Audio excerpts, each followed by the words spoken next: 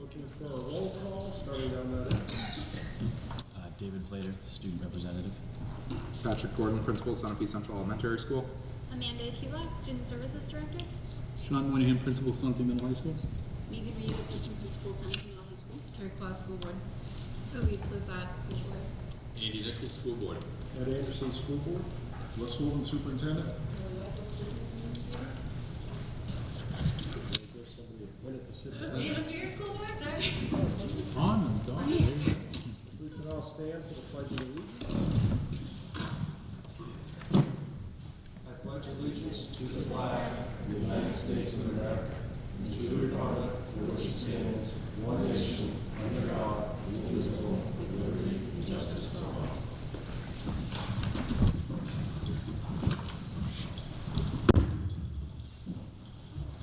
We will start out looking with an approval of the school board meeting minutes. I'll make a motion to approve the April 3rd school board meeting minutes. A second. Anybody have any concerns, comments, questions? Seeing none, all those in favor?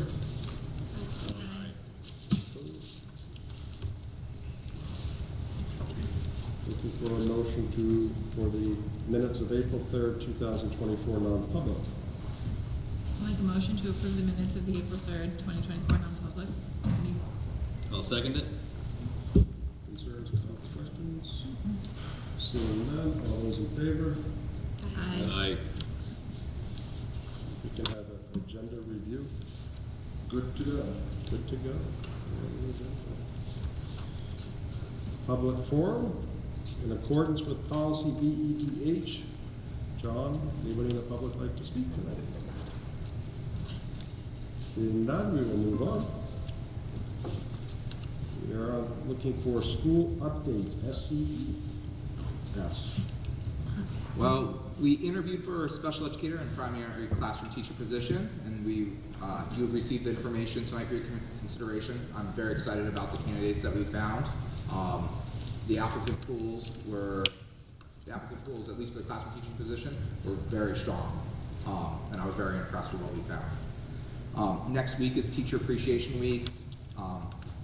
The staff we employ day in and day out gives their best. They're unbelievably dedicated to our students. And I just want to be able to show my appreciation to them on this evening. The student showcase night was on April 17th. Student artwork was displayed by Mrs. Willis. Mr. Ager led our band and chorus in their first performances. And Mrs. White organized the prize speaking contest, and everyone was just very impressed with what occurred on that evening. I want to congratulate our award winners, Patriot Buck, Tristan Cobb, Aubrey Bradshaw Harris, and Lily Bennett. Everyone did an outstanding job and was challenging to pick for the awards. And upcoming, we have the spring drama performance, which is scheduled for May 16th at 6 o'clock. And in the next month, we have a lot upcoming, so I look forward to reporting out in June. Any questions? Can I go to David? Sure. All right. So, as we begin to near the end of the school year in Sunapee, students around the school have a general spirit of both pressure for their finals and AP tests, as well as an excitement for the end of the year. Baseball and softball teams have found varying degrees of success in the first few games, and the track team has now attended 3 meets and done quite well at each of them, with another meet just on the horizon this Friday. Seniors are relieved to have senior projects over and done with, and the junior class is beginning to think about their own senior projects as well. Students as a whole have been dealing with a similar, yet lessening amount of stress to earlier in the year. I can best speak on the behalf of the seniors in that there has been a notable amount of stress alleviation in some places, as well as an additional amount of stress being put on them with other topics. As I mentioned previously, the completion of senior projects, as well as the continued decisions that students make on the college they will attend, help to reduce stress in a certain regard. But at the same time, many seniors have AP tests and graduation now at the forefront of their concerns. As a whole, the way students have been dealing with this stress have been decently effective, as students seem mostly content to put their head down and work on their projects. But I also want to bring in the perspective of other students from around the state. Recently, I sent out a survey to students and got responses from 18 different high schools all across the state, from Manchester to Gorham. To summarize the results, on a scale of 1 to 10, the most common score that students would give the general mental health of their peers is a 4, and the average of all the scores was a 4.7 repeating. When asked, what strategies do you use to cope with mental health issues in your own life? Most students gave answers that, most times, did not involve the resources in their school. When asked, what strategies do you use to cope with mental health issues in your own life? Students typically gave responses that all had a theme of blocking out or breaking down stress into smaller pieces. When asked, what, if anything, would make you feel less stressed about school, the overwhelming majority of students said that homework was the major issue, and that having less of it will make them significantly less stressed. I'm not a psychologist, but my evaluation that I derive from the collected responses is that students want to keep their school life and home life separate, and the generation of stress occurs when they feel that they don't have a place to go back to where they can be free of the expectations and work of school. When students say that they want to have less work to do at home, or cope with their stress by blocking it out, and not wanting the school to be involved with their stress management, to me, it paints a picture that partitioning the things in their life into different sections is the dominant theme of how kids are living. My goal here is simply to keep the board informed on the general thought processes of kids. And although I cannot survey Sunapee students without jumping through significant legal hoops, I hope this information helps to elucidate this board on some of the trends that may be common in Sunapee students, since they are common across the state. If anyone has any comments or questions, I'm happy to answer them now. And if you think of anything later, I am always available by email or by phone number. Thank you. So, the survey you sent out, was that created by yourself? Yes. And was it basic, like, questions or? Yeah, it was basically, it was short form questions. It was made with Google Forms. Short form questions, 1 to 2 sentence responses, and then I mentioned at the beginning a scale of 1 to 10, so they had scalar questions like that. Can we get a copy of that, David? Sure. Let me get back to you on that. I will send you a That's copy all right. as soon as I can. I don't know if I heard you say, what was the response rate? Response rate, I had 18 different schools respond from, it was 18 students responded from different schools across the state. So 18 students? Yes. And you said they were all pretty equal on their responses? Yeah, there were definitely some significant outliers, but the most common, trends I have commented on here. And when I send you the form, I can give you the responses too, since it is an anonymous form. Yeah, that'd be great. I'd love to see it. Yeah, Thank you. of course. And how did you choose the schools that you sent it to, or? So over the summer, I attended St. Paul's Advanced Studies program, which pulls students from all across the state. And there's a group chat, which includes every single member who attended. And so I sent out a public link to the form for those students to fill out, and those were the responses I got from them. Very nice.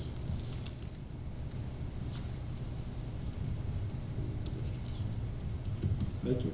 I have questions, but I don't know if I should ask them or not. Sure, I'm here if you want to email me. Well, I guess I'm trying to figure out how to form my question. So, what I'm hearing, and tell me if I'm wrong, what I'm kind of surmising from this is that generally the students feel that they would be happier with no homework. Mm-hmm. And I've talked with Mr. Moynihan about this a little bit before. That's not plausible. Right. Honestly. And I would say, as a student, I would say when I was a student, I would probably give the same answer. Yeah. What I'd be interested to know, and I don't know that there's any way to gauge this, but if there was no homework, let's pretend there was no homework in school, do you think that students would feel prepared for what comes after high school in terms of college or even just, a job versus other responsibilities that go with being an adult? Yeah. And I mean, and I know you don't have the answer, but I'd be curious to kind of just to think that through, to say how does that sort of translate into what comes next in their life? You have an Well, answer? yeah, actually, and David and I have had some good conversations. The truth is, it's very plausible to have no homework. There's a great difference in the level of classes that we have here. Yeah. Right, so there's certainly schedules that you could put together that really don't have a lot of homework. And David and I talked, there's some students who, they're not stressed at all. They come in the day, they have very little homework. I think where some of the stress certainly exists is some of our more diligent and thoughtful students feel a level of stress. There's no question about that, because they're very conscientious of deadlines. They're very conscientious of wanting to do well. All those things come in, and so that can be very stress-inducing, or stress-inducing to some. And so that's kind of the we talked about that a lot. It's going to be stressful if you're taking an advanced placement history class, an advanced placement English class, a chemistry class. And you're playing on the soccer team, and you're doing the play, and you probably have something else. But that's a lot, right? So that's a lot to manage. But there's also those expectations that are home expectations too, and so a lot of those are home expectations that the student might be happier by going, well, I'm not going to take these 2 classes, but the parents might be like, oh yeah, you are, or I think I'm only going to play 1 sport this year instead of 3 sports. So it is plausible to do that, but I think it's difficult sometimes of wanting that really rigorous schedule and then, not always wanting the demands with that, which I get. I understand that. So it's a tricky one, because we try to work on that. Our goal is not to have kids stressed out all the time. That's not the goal. We're not sitting there trying to figure out how we can do that. And we have done things. One of the conversations, for instance, if you take numerous advanced classes, you're allowed to take 2 study halls. So part of those things are put into place directly to try to alleviate that. But I think David's very thoughtful on this. I think our students are thoughtful on it, and some of the things are just inherently stressful as well. We talk about that a lot too. It's like when you're a senior in high school and it's May 1st and you don't know what you're doing next year. Sometimes not your fault at all, because 4 schools haven't let you know what the financial aid is. That's stressful, and so there's those things that come into play as well. But I appreciate the work David's done on that, and I think it certainly bears us to continue to look at finding that balance. This may sound funny saying, I guess, I don't know if Yes. I'm paying attention for 30 years, but I feel like watching my daughters that there is more homework than when I was in high school playing sports, watching them out to 8 o'clock at night on the bus ride, then having to do homework and get sleep and get up on time. Has stuff changed since 1992 when I was in, or is it? Yeah, no, I think a couple things have changed. Yes, things have certainly changed. I don't necessarily think the workload, although I think one of the nice things that we'll talk about later, I think there was a time where we have a lot of parents who have high demands on their kids, right? So there's just not as much to take the 3 Ds and 2 Cs, and I'm not saying that in a negative manner, so to speak, but we have a lot of parents who have high expectations of their kids. I think that's part of it. I don't think we can in any way downplay the role of social media and cell phones. They're attached to the hip, and a half an hour of homework often becomes 2 hours of homework between the Instagram and the Facebook and my friend texted me and those kind of things.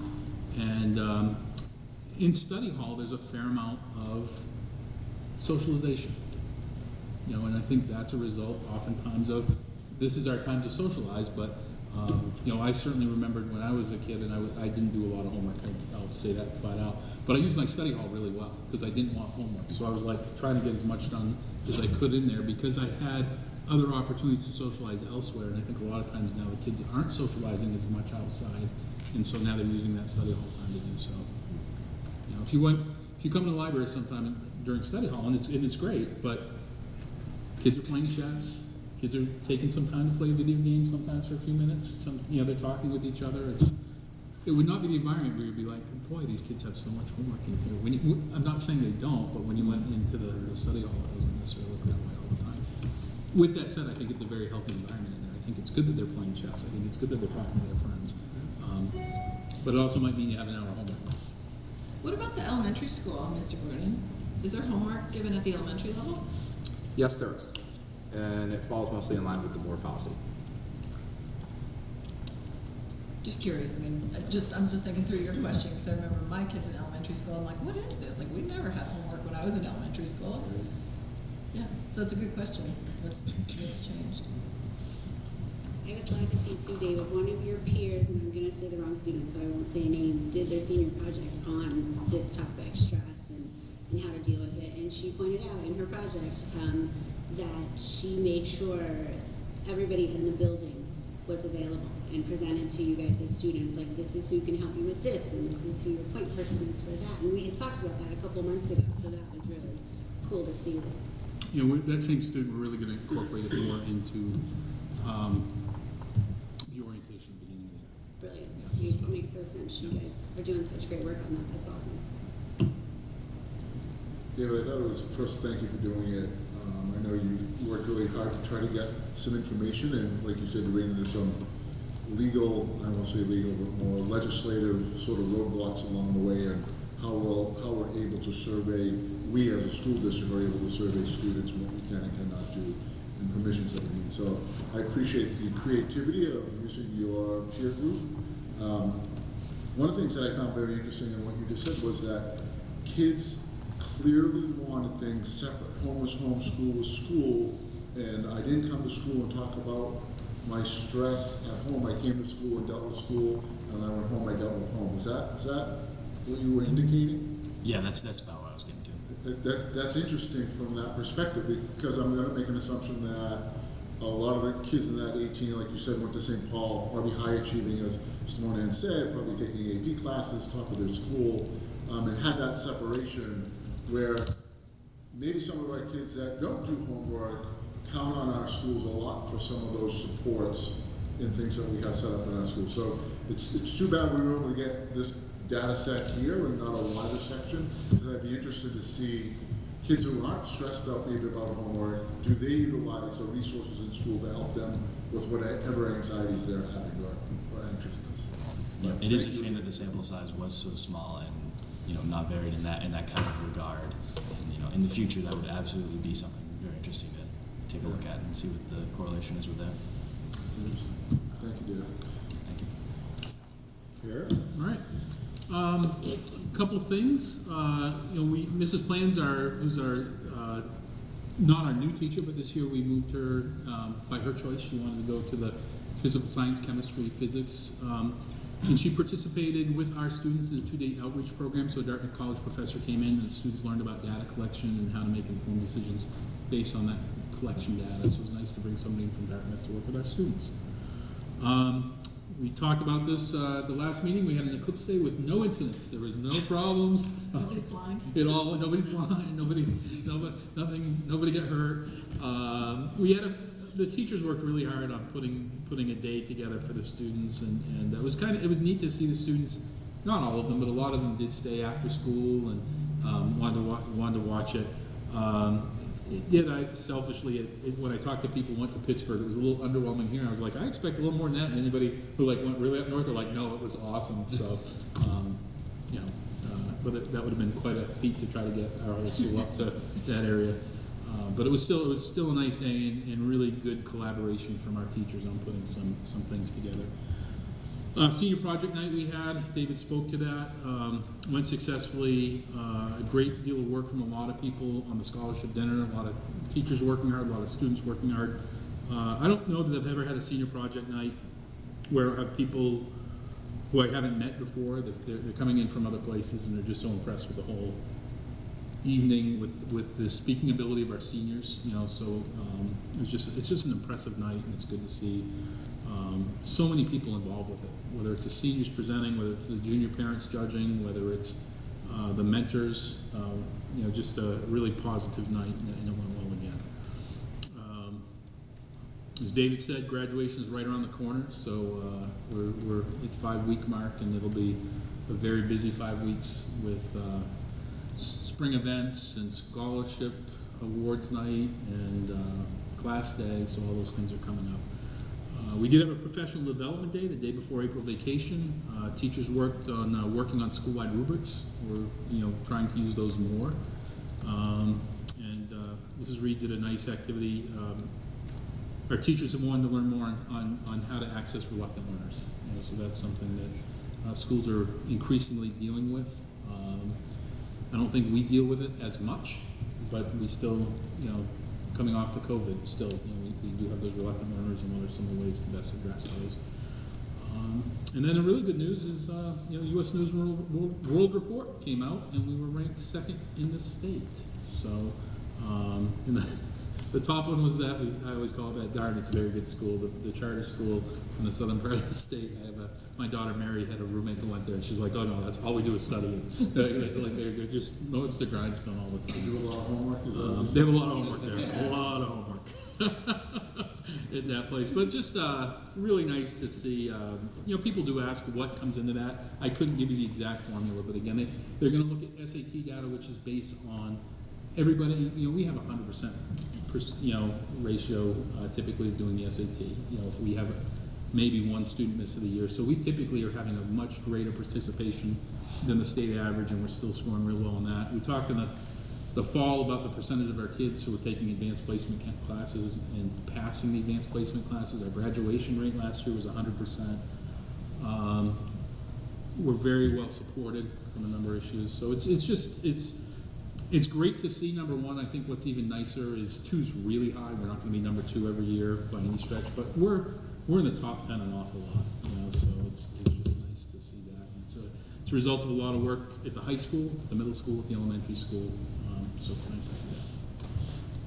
So the senior project night, we were talking about this in our house afterwards, just about how well-spoken the kids are to present, right? Because you think back to like when we were that age, I don't think we started speaking in public until we were adults, like somewhere in my career, and it just, these kids are so much further ahead, is basically what I'll say, right? And I said, it's like, why is that? And they really gave a lot of, mine did anyways, and I don't know what goes on in other classes, but they gave a lot of credit to Mr. Coverdale's class and the powerful speaking, part of the curriculum that he has built in there.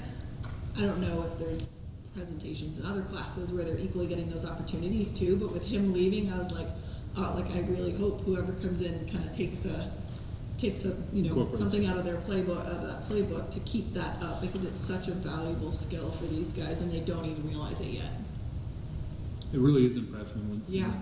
So we have a school-wide rubric on it, so we do have various teachers who will, Mr. Coverdale's great at it. Yeah. But we have expectations. It's really set up. They have experience presenting. Yeah. They have the film million. It's nice to see.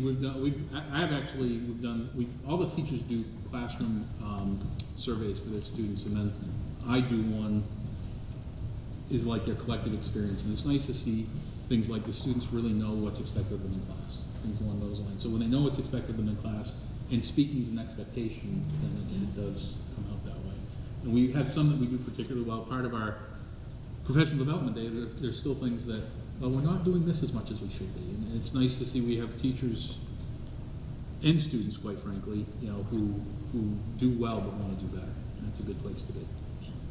No, it's really good.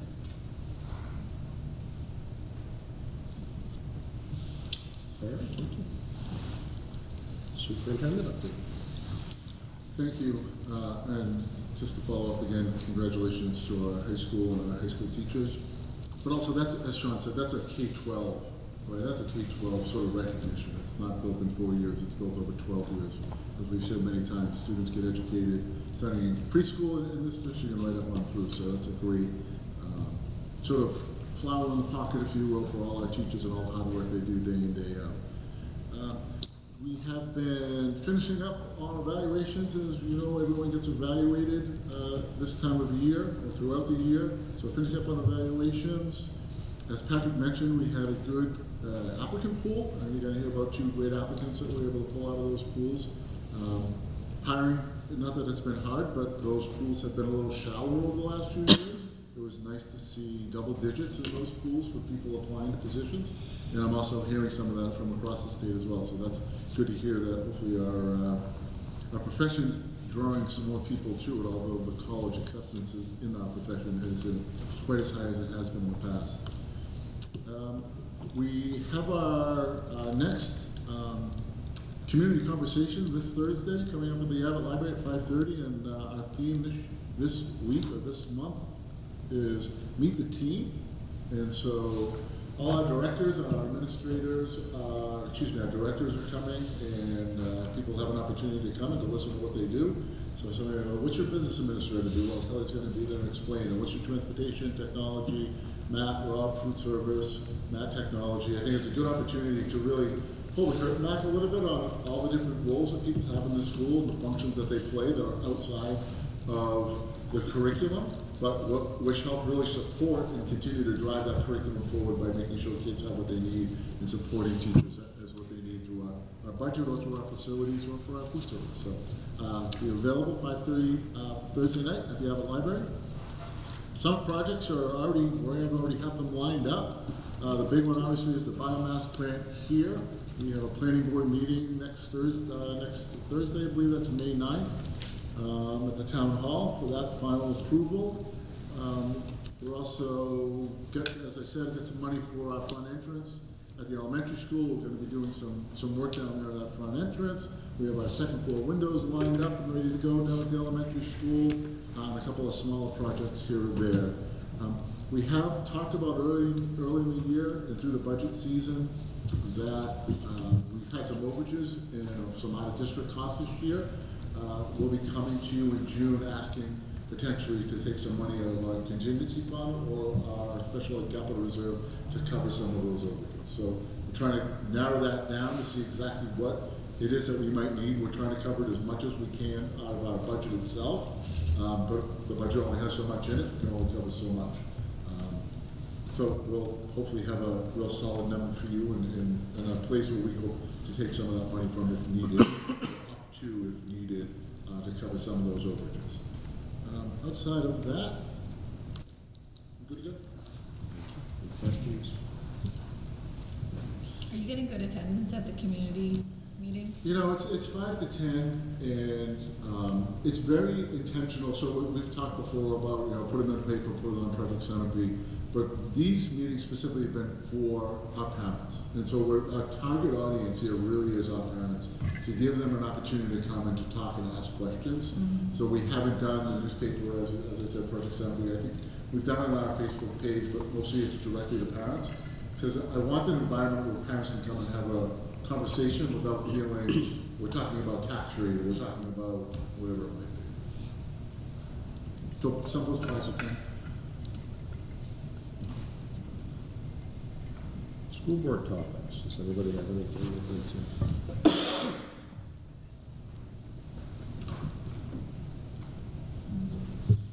Moving on to action items. Looking to approve the proposed SMHS biomass lease. Make a motion to approve the proposed SMHS biomass lease. So one of the things, Terry, before you make your motion, I'm going to let Kelly go through each one for you, because what we're asking you to do here is make a decision on Either or. either or. You know, another financing option. Basically, they're pretty similar in their financing, as you can see. I did send both of them off to our attorneys to see if he had any, anything to say that was negative, positive. He was good with both. He's familiar with both companies. He can't direct us as to which one to take, obviously, because he's not a financial advisor, but he didn't have an issue with either of these documents or companies. They both have prepayment options. Both of them have stipulations and fees if you go that route. MLC, you'll see they have a little bit higher interest rate.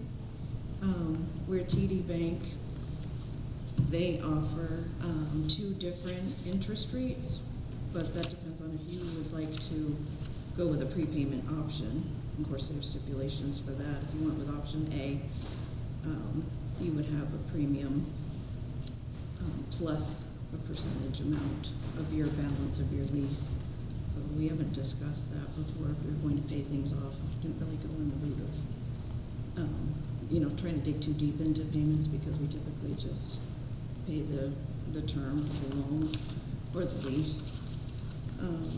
If this is going to give any pros and cons, we're already an established, customer with MLC. We have a escrow account with them. They work very close with EEI, but their interest rate's slightly higher. And TD Bank, you have a savings on your interest If you went with option A, you'd save about $12,000 over the life of the loan. And if you went with option B, it's about a $7,000 savings if you're just going by money alone. And just a couple of their cons, not really cons, but we just haven't worked with them before directly, but they do hold our trustee of trust funds accounts there. That's where our trustees go, so indirectly we do have, you know, some relationship with them. We would just need to be going through the process with them to guarantee financing, where we haven't done that before. MLC were established. That may be a little easier to get the loan. And we would need to open an account with them for the escrow. It's not really big changes. So are you thinking that there's a risk to being able to secure the financing if we go the TD Bank route? I don't think so. I wouldn't think there would be. I mean, we're pretty established with our bank. You know, I mean, we're a school district that does pay our bills, so I don't think we would have any issues. But MLC, we are already established there and are a current customer of them, so, but I don't think it would be a huge issue. I think having the liability spread is not a bad idea by any means, to a different bank. And I also think $12,000 is a lot of money. Agreed. Is there any concerns about the proposal? Because on here it says it expired on the 29th. No, they would change us and give us an updated rate. We asked for, they gave us one prior, and then we told them we had to wait and get board approval for tonight, so this is what they said. But the rates won't change? No, the with rates are expired? guaranteed. Okay. Is it a lot more work to go over to TD Bank compared to where you are now? No, I don't think so. I mean, they both, even with MLC, we still have to go through the process of being accepted because we do have debt that's already incurred, so you would still have to do pretty much the same thing with both. Same application process. Application process, they ask for your prior audits and your financing, they ask for some town information, what the town will be doing for financing as well. So they take a lot of things into consideration. They take our our Moody's rating, which is a little bit lower just because we have the, unfunded liability through New Hampshire retirement, but they're both aware of that, so it doesn't usually affect us too much in getting accepted. Have you ever seen on such a large amount of money where we've run into a time where we actually want to pay it off early in your time of sitting with us? No. I would think that would be something that we potentially would do. I mean, it's nice that you guys have that option, but the way we structure things over the 10 years, we collect our taxes, we pay it off. Typically in a fund balance a year, we could be putting that to contingency, or again, it goes off to offset the tax rate, because it's not our money. Right? It's not like we're just holding on to it, let's pay it off a little more. We could, but it certainly has an outcome, as we heard before. Even at 0%, as we say, it doesn't cost to raise and appropriate off a fund balance, as people have pointed out. Yes, it does, because that's money that could be going back to the tax. Offset the tax rate. Right, offset the tax rate. So I would say we wouldn't typically do that. I've never been in a situation where I'm saying, really, with any of this. Nor have I. And I did check with the local banks, and they don't offer leasing options, either one of them, so that's why we went with the options we have here. Do you want to revise your motion? Yep. So I will make a motion to approve an SMS biomass lease with TD Bank. Option A or B? Oh, option A. I second that. I'm for saving money, so any other concerns, questions, or comments? Seeing none, all those in favor? Aye. No opposed? Thank you. All right, thank you.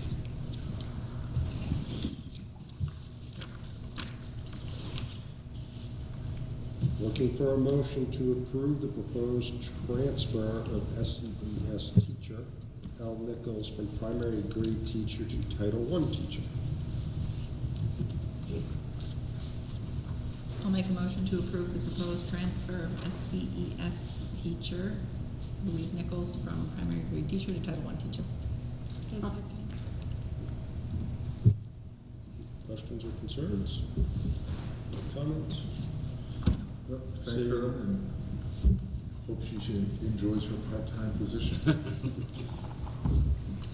Seeing none, all those in favor? Aye. No opposed.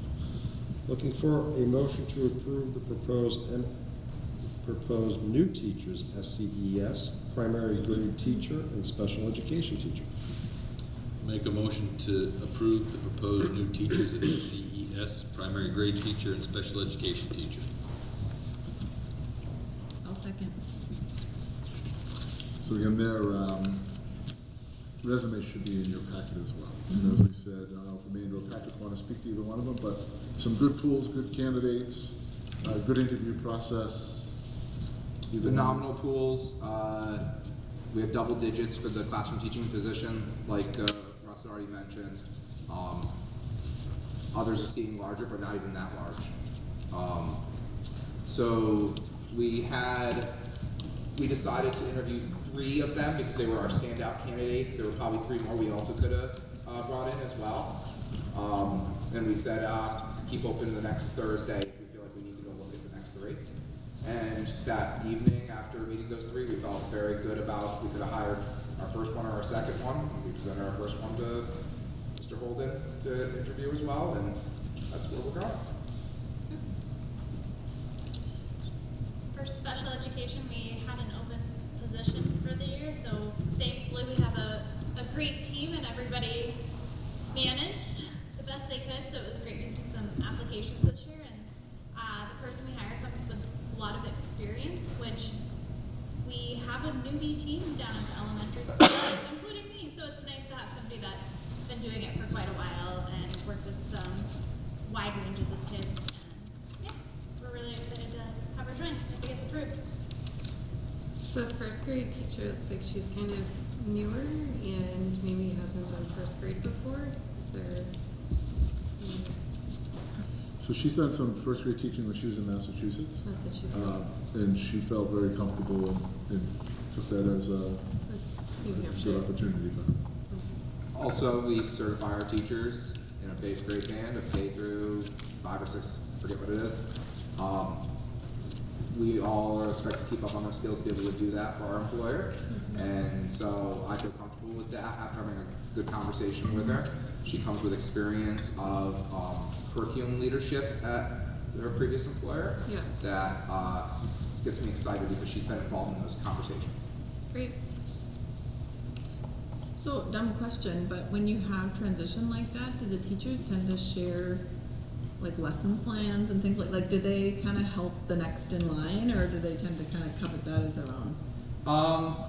And that's for all of those. So we do have documented curriculum that is a lot of locally sourced and created, and there is some transition for some more than others, but certainly it's been a team effort in my experience since I've come on board. With last year we had 3 join us. So At least 2. So Megan helped me 5, 8, 7 years ago we started mapping. 10? I don't know. Well, It was a long time ago. Ross, we've always Yes, we have. done it. Yeah. But no, I think our first push was, we did a decent push probably 22 years ago. Then it sort of fell. Then we got back to it and got in this really great 3-year cycle that I think we're probably going on like year 15 now. So that's kept a lot of consistency. So we picked up Atlas, I think it was like 8, 9 years ago. Yep, we recommitted continued like on our a curriculum great review process. So there is some curriculum that folks have that they can step into. I think Yeah, some and the of more it. that gets used, and with the more integrity, it helps with this. So people aren't reinventing the wheel. You go into a spot, you know what's there, and we're seeing that. As we look at with Mr. Coverdale leaving, and we have people coming in to teach new classes. It's not a blank screen, right? You have here are all the units. Here's the content. Here's the skills. Here are the big ideas. Here are the essential questions, and then teaching is an art for each individual, but you're coming in with an articulated curriculum. And that's really important, right? Step 1 is what are we teaching here? So,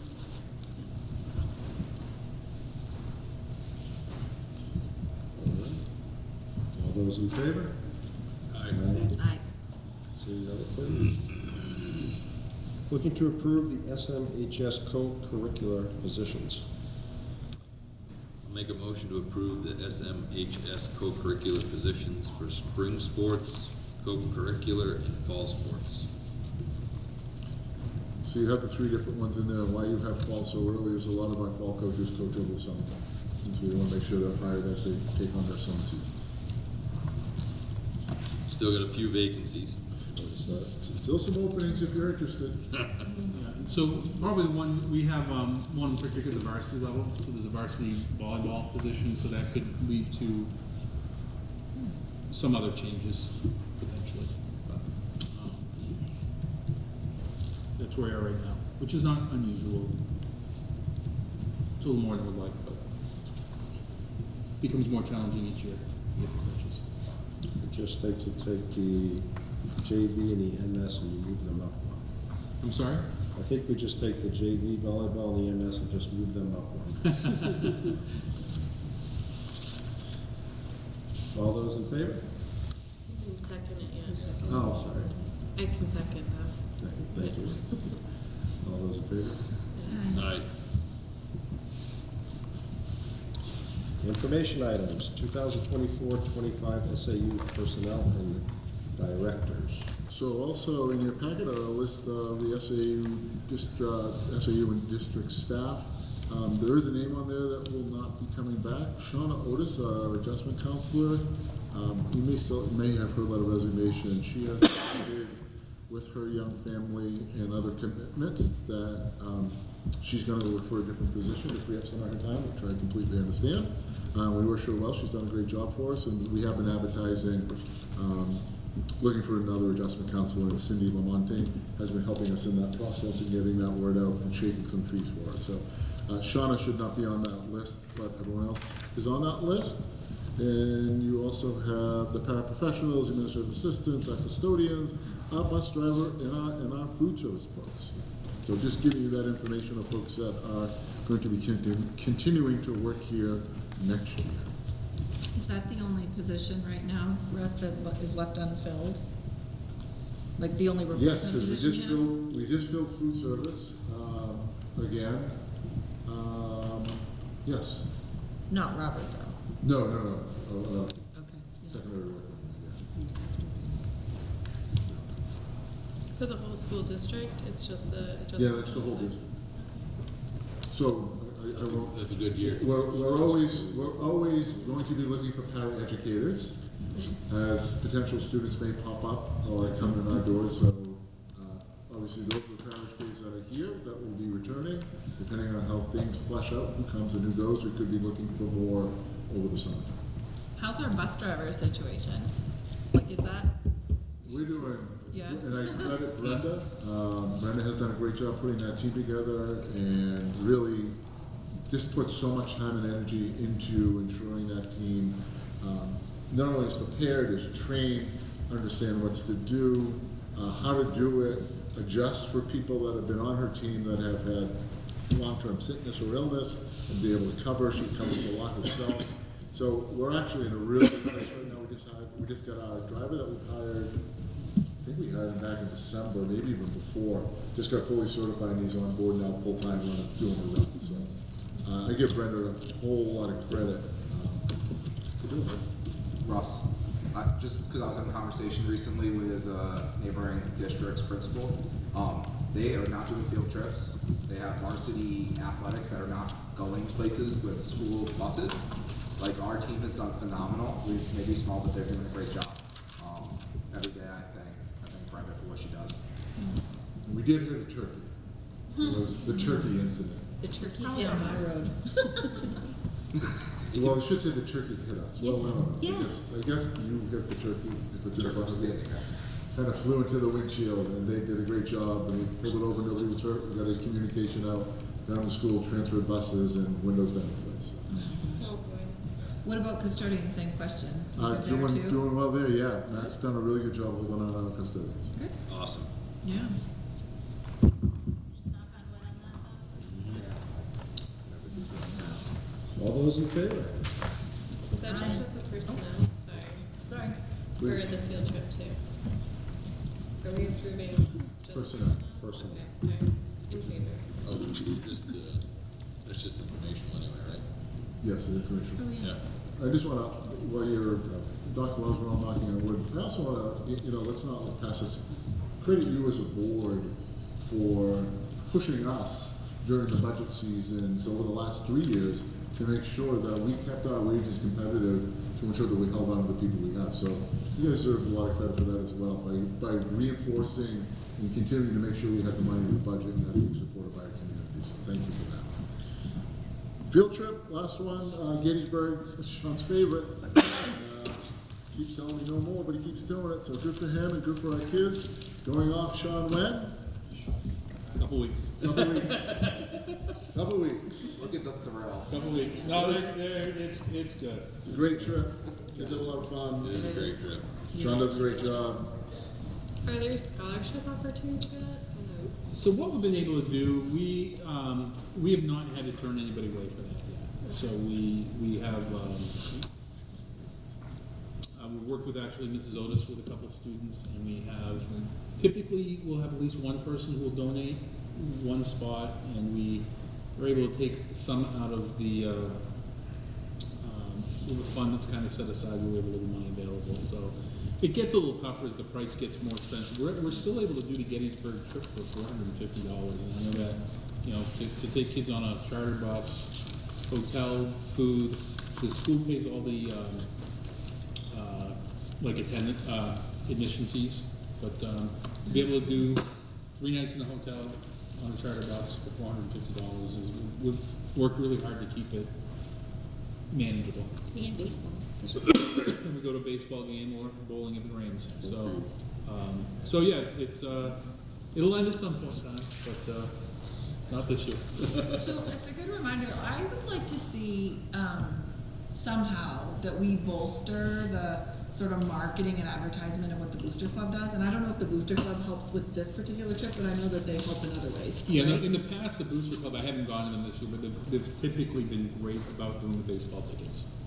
Yeah, So but I would love to see us somehow put more out there so that the community understands what they do, and not just at the high school level, but even to the elementary school kids, because they get affected at some point coming up, right? But I know they're struggling for volunteers. It's really riding on the backs of a couple people, and I just don't think that people understand what they do for the students, whether it's the scholarships, whether it's supporting, the field trips and offsetting costs or whatever. But I think that I would hope would maybe go a long way if people understand they're not just there to sell you M&Ms and chips. The money's actually going right back to the school. I think it's the same for the SPTO too. Yeah. They fund different activities in the school and Yep. what are activities programs. And I know it's really hard to reach stigma, people. like, oh, here they come, they're gonna ask Yeah. to go to your shit. But I hear a lot of people that they come to graduation and they hear that Booster Club gives out scholarships and they're like, what? I didn't know that, right? So they need help with volunteers, and especially knowing that the couple of people that are managing it now are going to be probably out in a year. Yeah, it's got a pretty quick keep building rotating gate. Yeah. Yeah, we can certainly look to, However that may be, I know it's hard Promote. to reach people, but well, and our biggest expense is coming, any of our booster clubs have probably ever had to get to in a long, long time, if ever, which is our elementary playground. And we know right now, going into it, what we've been given is, we're looking probably close to $1 million, if not more than $1 million, to put a new playground down the elementary. We've talked about wanting to fundraise that, and the booster, and to the credit of the PTO, they've decided to take that on, but it's gonna take a lot of M&Ms, as you said, to make $1 million. So, yeah, I think that's a great idea, Terry, thank you.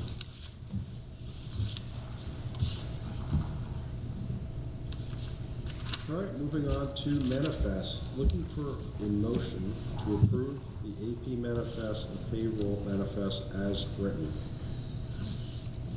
I'll make a motion to approve the AP manifest and the payroll manifest as written. I'll second it. Questions, concerns? Seeing none, all those in favor? Aye. No opposed. Agenda items for next meeting. We'll have We'll have the final copy of the lease that we'll have, we'll just make sure we have that available for you. We'll have the contingency, what potential monies we may need for the contingencies. We'll do an update on summer projects that we have lined up. And I think we should be it for hiring. I think we're okay. We're good right now.